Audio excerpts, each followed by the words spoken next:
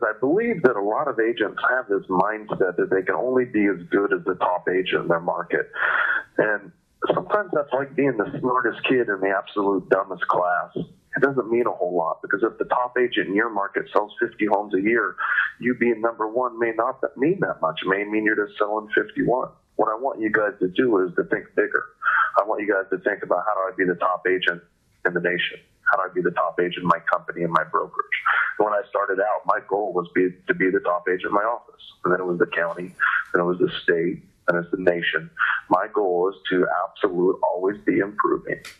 And I've been able to figure a few things out on how easy it is to beat top agents. And I'm talking about beating top agents in my local community, about beating top agents in a specific niche like REO or short sales, because they've got a couple of things wrong. And I'm going to go through some ideas today on how I think you can kick your business up to another level. Now, IMSD is really about internet marketing. How do we leverage search engines, Craigslist, pay-per-click advertising, blogging, technology like the iPad to generate tons of leads and make a ton of money? So I'm not going to dive into the internet really today at all. I'm going to be talking about the other things that we need to do to be extremely successful. And the first one, I think, is mindset. So let's talk about the mindset of the top agent in your market. Most likely, the top agent in your market's income's been decreased by 40 or 50%. They have this idea that things are horrible. Their brain stinks. And I've always found that it's much easier to beat the competition when they have their head down pouting. So this is an opportunity. In fact, one of my favorite people, Mr. Warren Buffett, probably says it best. He says that the greatest distributions of wealth happen in down markets, not up markets. When everything is going good, we're always running at the exact same pace. This is the opportunity now where we get to start shining, where we can pass the competitors. And that happens in down markets when people are having problems.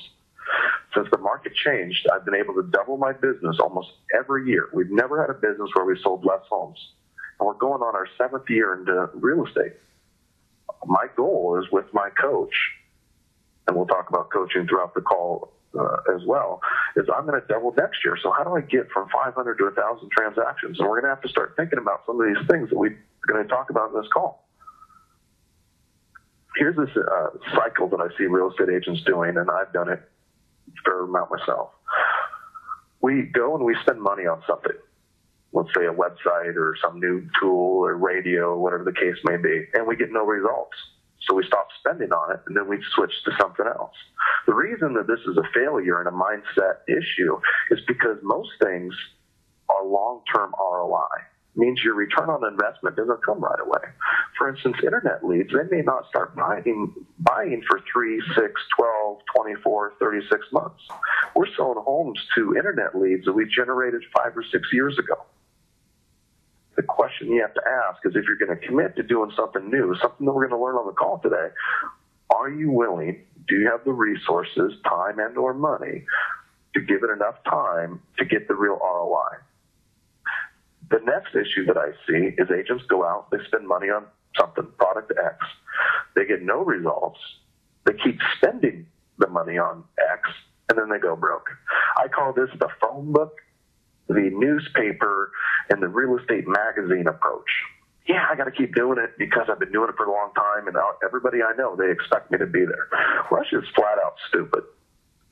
If you cannot get a trackable result, I'm talking about a phone call that you can actually track, a click that you can actually track, a lead or a closing, don't spend money on it. And that is the underlying principles of our business, and especially IMSD.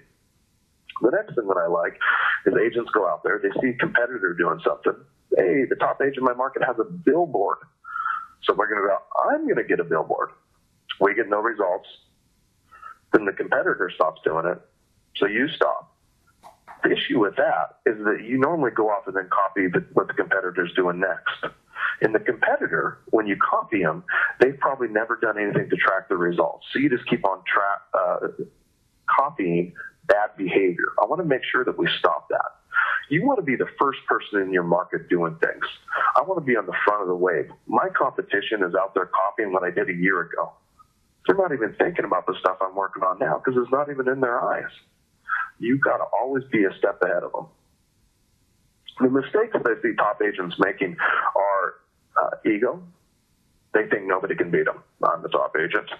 I know commercial better than anyone. Nobody can do more in REO than me, blah, blah, blah, blah, blah. They're spending too much money on expenses or staff. So they might be a top agent, but they're making no profit. That's not cool. That's called a non-profit. There's lots of better non-profits in real estate that you can put your money towards. They've gotten so big that they get bad customer service. They haven't evolved to the changing technologies. They aren't adopting new practices. They got a flat-out bad attitude where they don't understand that to be in business, you really got to make a profit.